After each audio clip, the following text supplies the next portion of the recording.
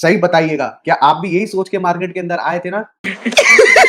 पैसा ही पैसा होगा।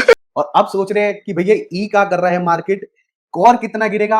अरे भैया काहे बर्बाद करके मानेगा का बे। खत्म, bye bye, tata, goodbye, गया।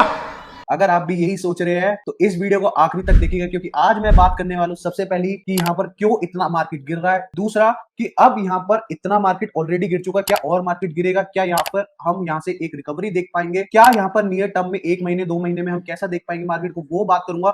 और मंडे को कैसी मार्केट यहाँ पर रिएक्ट कर सकती है उसके बारे में भी बात करने वाला हूं। तो मतलब सारे टॉपिक्स को यहाँ पर कवर करने वाला हूँ, नहीं था भैया ये मार्केट बर्बाद ही करके मानेगी।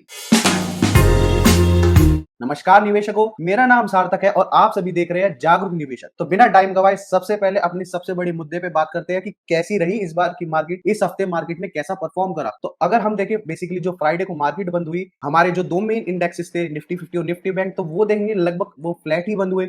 निफ्टी 50 थोड़ा सा यहाँ पर गिर के बंद हुआ हल्का सा, और निफ्टी बैंक यहाँ पर हल्का सा बढ़ के बंद हुआ। तो लगभग यहाँ पर बात करूं तो इन टोटल दोनों यहाँ पर फ्लैट ही बंद हुए। निफ्टी 50 लगभग 15,293 के आसपास बंद हुआ और निफ्टी बैंक 32,743 के आसपास बंद हुआ। और अगर इस हफ्ते की बात करी जाए तो देखेंगे तो लगभग इस पूरे हफ्ते यहाँ पर मार्केट ने गिरावट दिखाई। एक बहुत बड़ी आप यहाँ पर कैंडल देख पाएंगे कि यहाँ पर डायरेक्टली जो मार्केट खुली थी लगभग 15,800 के आसपास से मंडे को यहाँ पर मार्केट खुली थी, और वहां से लगभग पूरे हफ्ते ही मार्केट ने यहाँ पर गिरावट दिखाई है। तो अब भैया देखें इसका सबसे बड़ा कारण क्या था। जैसे मैंने आपके पिछली वीडियोस में भी आपको बात करा था कि फेड की यहाँ पर मीटिंग होने वाली है जिसमें वो इंटरेस्ट रेट हाइक करेगी, और लगभग यहाँ पर उम्मीद थी कि हमें 0.5 से 0.75 के आसपास में करेगी। तो 0.75% कहूं या फिर 75 बेसिस पॉइंट से यूएस फेड ने यहाँ पर इंटरेस्ट रेट हाइक कर दिया।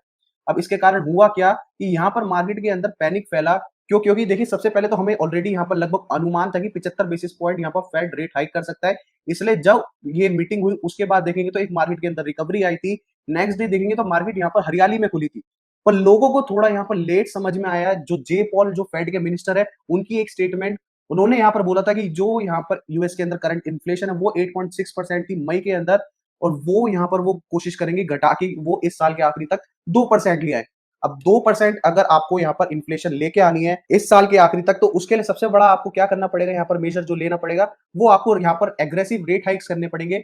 और अगर एग्रेसिव रेट हाइक होंगे यहाँ पर, तो सबसे बड़ी जो पैनिक मार्केट के अंदर फैला था वो था यहाँ पर एक स्लो ग्रोथ होगी इस साल के आखिरी तक। यहाँ पर जो यूएस की बात करें तो एक स्लो ग्रोथ यहाँ पर ऑलरेडी हम अनुमान लगा रहे थे, बट यहाँ पर और ज्यादा स्लो ग्रोथ होगी क्योंकि और ज्यादा एग्रेसिव रेट हाइक होंगे। और नियर टर्म या मैं कहूँ कि आने वाले 2023 के अंदर 2024 के अंदर भी यहाँ पर एक स्लो ग्रोथ ही दिख रही है यूएस के अंदर। दैट्स वाई यहाँ पर अगर आप डाउ जोन्स देखेंगे तो डाउ जोन्स भी आप अगर ऊपर से देखें लगभग, तो अपने जो 52 हफ्तों का हाई था वहां से लगभग लगभग 20% गिर गया। और डाउ जोन्स के भी देखेंगे तो पूरे हफ्ते ये भी गिरता ही रहा मार्केट के अंदर। तो बेसिकली क्योंकि ये जो पैनिक फैल गया तो इसके कारण यहाँ पर ये मार्केट के अंदर गिरावट आई। बट इसके अंदर सबसे बड़ी जो हमारे लिए समझने वाली बात है कि भैया यूएस के अंदर चाहे बम फटे हम क्या करें, हमारा तो बात है भैया इंडिया के अंदर क्या होगा, इंडिया की कैसा फ्यूचर है। तो उसके लिए जैसे मैंने आपको पिछली कुछ वीडियोस में भी बोला, बार बार बोल रहा हूँ कि इंडिया का फ्यूचर जो है वो बहुत अमेजिंग लग रहा है। बहुत अमेजिंग यहाँ पर फ्यूचर हो सकता है इंडिया के अंदर। और इसके मैंने देखिए आपको रेगुलर बहुत सारे कारण दिए मैंने पिछली वीडियोस के अंदर। आपने अगर वो वीडियोस नहीं देखी है, आपने अगर चैनल सब्सक्राइब नहीं करा अभी तक, तो भैया क्या कर रहे हैं, अभी जाके सबसे पहले चैनल सब्सक्राइब करिए। नहीं तो अगर ऐसी इंफॉर्मेशन ऐसी वीडियोस छूट गई आपसे तो एक्चुअली में आपकी बर्बादी तो होनी निश्चित ही है। इसलिए अगर अभी तक चैनल सब्सक्राइब नहीं करा, सबसे पहले यहाँ पर चैनल सब्सक्राइब कर दीजिएगा, उसके बाद इस वीडियो को कंटिन्यू करेगा।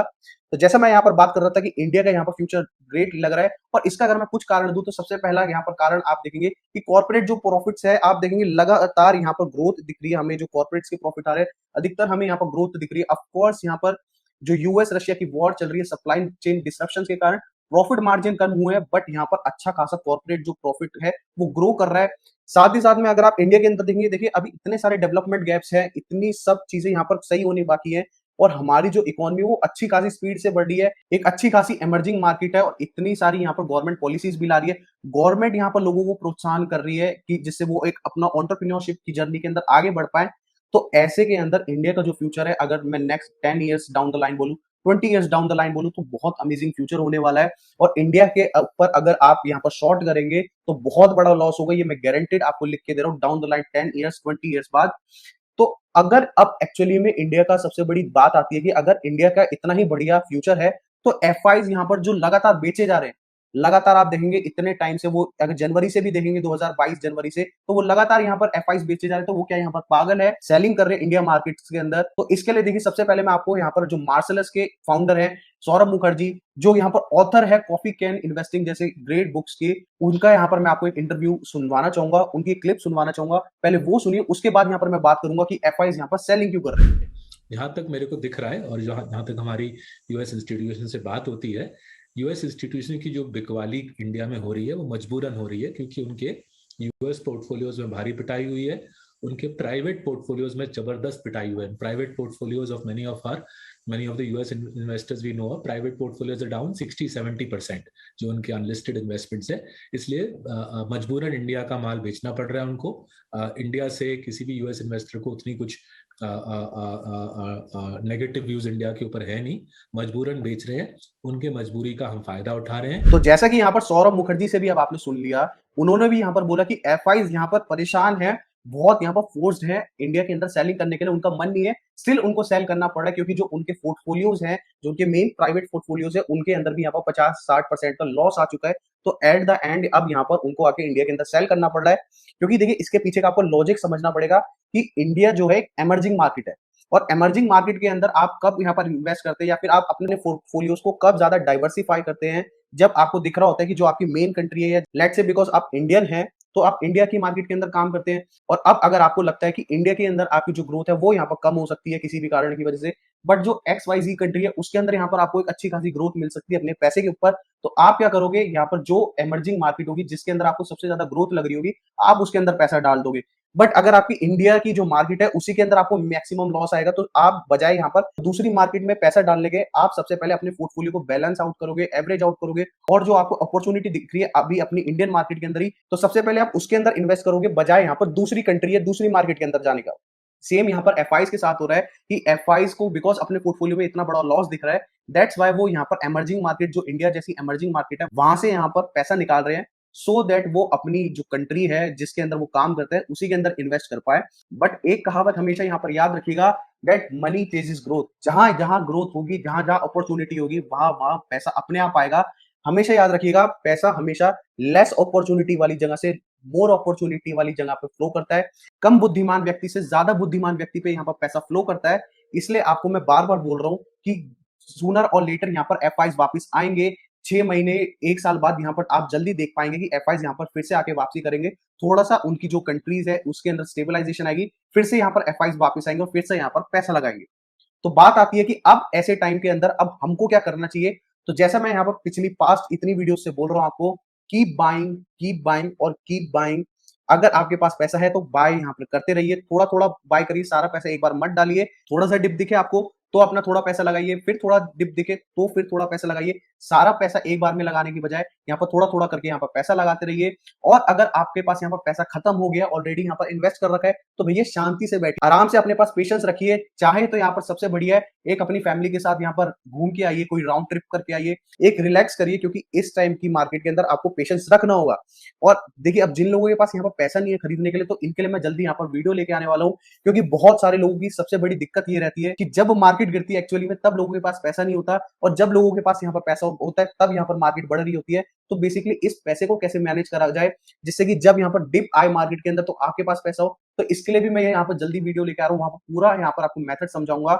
बट अभी के लिए अगर आपके पास यहाँ पर पैसा नहीं है, पैसा ऑलरेडी आपने इन्वेस्ट कर रखा है, तो सबसे बढ़िया यहाँ पर कि पेशेंस रखिए। पेशेंस ही एक यहाँ पर एकमात्र उपाय है। और दूसरी सबसे बड़ी चीज आपको एक एडवाइस दूंगा कि यहाँ पर न्यूज चैनल देखना बिल्कुल यहाँ पर बंद कर दीजिए, क्योंकि एक्चुअली में न्यूज चैनल जितनी यहाँ पर नेगेटिविटी फैलाते हैं उतना यहाँ पर कोई नेगेटिविटी नहीं फैलाता। सिर्फ और सिर्फ न्यूज चैनल का एक फोकस होता है प्रॉब्लम के ऊपर, कोई सॉल्यूशन के बारे में बात ही नहीं करता कि एक्चुअली में भैया दिक्कत है, ठीक है मान लिया, बट सॉल्यूशन क्या है, इसका सॉल्यूशन कोई नहीं बताता। इसलिए आपको बोल रहा हूँ कि न्यूज चैनल को देखना बंद कर दीजिए, क्योंकि ये वो लोग होते हैं जब मार्केट गिर रही होती है तब यहाँ पर आपको 10 कारण बता देंगे मार्केट क्यों गिर रही है, जब मार्केट बढ़ेगी तो यहाँ पर 10 कारण बता देंगे आपको मार्केट क्यों बढ़ रही है। तो बजाय अपने आप को मेंटली अनस्टेबल करने से इस न्यूज चैनलों को देख देख के, सिंपल बात है, ऐसे न्यूज चैनल देखना बंद कर दीजिए। आराम से यहाँ पर पेशेंस रखिए, शांति बनाए रखिए और रिलैक्स करिए। बात आती है कि अब हमें क्या करना चाहिए, एक्चुअली में क्या यहाँ पर मार्केट का आउटलुक लग रहा है, अगले 1 महीने 2 महीने की बात करूं या इस साल की बात करूं तो कैसा यहाँ पर आउटलुक लग रहा है उसकी बात कर लेते हैं। तो यहाँ पर अगर अभी हम देखें तो लगभग यहाँ पर मार्केट जो बंद हुआ था वो यहाँ पर 15,293 के आसपास हमारा निफ्टी क्लोज हुआ था। एक्चुअली में मार्केट ऑलरेडी बहुत ज्यादा गिर चुकी है, जितनी नहीं गिरनी चाहिए थी। इतनी ज्यादा गिरने के बाद अब मुझे यहाँ पर नीचे जाने की गुंजाइश कम लगती है। हाँ, ऑफ कोर्स जा सकती है, नो डाउट, बट यहाँ पर नीचे जाने की गुंजाइश कम लगती है और मुझे लगता है कि यहाँ से मार्केट जल्दी मे बी 1 दिन, 2 दिन, 3 दिन के अंदर मार्केट रिकवर करनी चाहिए थोड़ी बहुत। और अगर यहाँ पर मान लीजिए अब अगर मार्केट नीचे जाती भी है तो ये जो सपोर्ट एरिया अराउंड 14,800 का, इस एरिया तक मैं मानता हूँ कि मार्केट जो है हमारी गिर सकती है एक बार को, अगर यहाँ पर कोई मार्केट के अंदर नेगेटिव न्यूज आ जाती है। ऑफ कोर्स यहाँ पर नहीं गिरनी चाहिए, चाहूंगा तो मैं यही, बट अगर गिरती है तो लगभग यहाँ पर 14,800 तक एक बार हम मार्केट को देख सकते हैं, क्योंकि जो 14,800 का सपोर्ट है वो हमारे लिए वैसे भी क्रूशियल है, क्योंकि अगर आप देखें 14,800 के आसपास लगभग अभी जो मार्केट है वो यहाँ पर 17% के आसपास गिर चुकी है, और अगर हम 14,800 के आसपास देखेंगे तो मार्केट लगभग लगभग 20% के आसपास गिर जाएगी। और पिछले यहाँ पर ईयर में 2000 से बात करूं आपको, 2000 से लेके 2021 तक आप एक चीज यहाँ पर नोट कर पाएंगे, आप इनकी एनुअल रिटर्न देखेंगे तो सिर्फ ऐसा 2 बार मौका आया था कि जो यहाँ पर एनुअल रिटर्न थी वो यहाँ पर 20% से कम आई थी। आप एक जो यहाँ पर मौका था वो था यहाँ पर 2008 के अंदर देख पाएंगे, जब यहाँ पर 51% से ज्यादा मार्केट गिर गई थी, क्योंकि लेमैन ब्रदर्स का यहाँ पर क्राइसिस आया था। और यहाँ पर 2011 के अंदर भी यहाँ पर आप देखेंगे तो 24% के आसपास मार्केट गिर गई थी। तो ये 2 मौके थे जब यहाँ पर मार्केट ने 20% से ज्यादा यहाँ पर गिरावट दिखाई। बट यहाँ पर अगर आप कोविड के अंदर देखेंगे तो कोविड के अंदर भी जो साल का एट द एंड मैं एनुअल रिटर्न की बात करूं तो उस टाइम पे भी इसने 2019 में भी 12% का रिटर्न दिया। हमने अगर यहाँ पर शुरू से बात करें 2022 की जनवरी से 17% की गिरावट ऑलरेडी देख ली है। तो अब आपको क्या लगता है कि क्या यहाँ पर मार्केट सिर्फ गिरती गिरती जाएगी? एटलीस्ट अगर हिस्ट्री की बात करूं तो हिस्ट्री तो यही कहती है कि यहाँ से मार्केट को एक रिकवरी करनी चाहिए, क्योंकि एक्चुअली में अगर आप हिस्ट्री के अंदर देखेंगे 20% से ज्यादा किसी भी यहाँ पर ईयर के अंदर गिरावट नहीं देखने को मिली है, सिर्फ 2 मौके एक्सेप्शनल छोड़ के। तो इसलिए यहाँ पर बिकॉज 17% मार्केट ऑलरेडी गिर गई है, मैं इसलिए यहाँ पर मानता हूँ कि एक हमें यहाँ पर रिकवरी देखने को मिलनी चाहिए। हाँ, ऑफकोर्स मैं यहाँ पर कहूंगा कि यहाँ पर जो वो रिकवरी होगी, हम इसका मतलब ये ना सोचे कि हम यहाँ पर 18,600 भी पार कर देंगे। एक रेंज बाउंड मार्केट रहेगी, बट यहाँ पर एटलीस्ट हमें यहाँ से तो रिकवरी एक बार को देखने को मिलनी चाहिए। और 16,000, 16,200, 400 यहाँ पर हमें आने वाले कुछ टाइम के अंदर हमें देखने को मिलना चाहिए। ये एटलीस्ट मेरा मानना है यहाँ पर चार्ट्स के अंदर और हिस्ट्री के हिसाब से, जैसे मैंने आपको बता दिया। बात करें कि यहाँ पर मंडे को अब क्या हो सकता है मार्केट के अंदर, मंडे को कैसे मार्केट रिएक्ट कर सकती है, तो उसके बारे में भी बात कर लूं तो सबसे पहले आप देखेंगे कि जो यूएस की मार्केट्स है वो लगभग यहाँ पर आप देखेंगे जो डाउ जोन्स है, जो S&P 500 है, नेस्डेक है, ये लगभग सारे यहाँ पर फ्लैट बंद हुए। नेस्डेक को हटा दे जो यहाँ पर लगभग 1.5% बढ़ के बंद हुआ, तो यहाँ पर जो डाउ जोन्स है और S&P 500 है वो लगभग यहाँ पर फ्लैट ही बंद हुए। तो सेम यहाँ पर मुझे इंडियन मार्केट्स के लिए लग रहा है कि लगभग हम एक फ्लैट ओपनिंग देख पाएंगे मंडे को। अगर यहाँ पर कोई नेगेटिव न्यूज नहीं आती है सैटरडे या संडे को, तो हम एक फ्लैट ओपनिंग मार्केट के अंदर देख पाएंगे। तो ये मेरा मानना है कि मंडे को मार्केट कैसी हो सकती है। आशा करता हूं कि आपको पूरा क्लियर हो गया होगा कि क्या आपको करना चाहिए इस मार्केट के अंदर, कैसी यहाँ पर मार्केट रह सकती है और इंडिया की क्या ग्रोथ स्टोरी है, सारी चीजों के बारे में यहाँ पर आपको क्लियर हो गया होगा। अब वीडियो अगर आपको पसंद आई है तो इस वीडियो को सबसे पहले जाके लाइक कर दीजिएगा। कमेंट में जाके बताइएगा कि आपको यहाँ पर क्या लगता है कि मार्केट के अंदर क्या होगा, मार्केट क्या नेक्स्ट मूव लेगा, और नेक्स्ट वीडियो कौन से टॉपिक पे देखना चाहेंगे जरूर उसके बारे में कमेंट में लिखिएगा। कोशिश करूंगा उस पर यहाँ पर वीडियो बनाने की। अगर अभी तक आपने यहाँ पर डीमेट अकाउंट नहीं खुलवाया है तो अभी जाके यहाँ पर डीमेट अकाउंट खुलवा लीजिए। डिस्क्रिप्शन में मैंने लिंक दे रखा है, क्लिक करके इजीली आप यहाँ पर इंडियन हो या फिर यूएस डीमेट अकाउंट हो, दोनों यहाँ पर खुलवा सकते हैं। दोनों की ही मैंने लिंक दे रखी है। तब तक के लिए देखते रहिए जागरूक निवेशक, जागरूक बनिए, सफल निवेशक बनिए।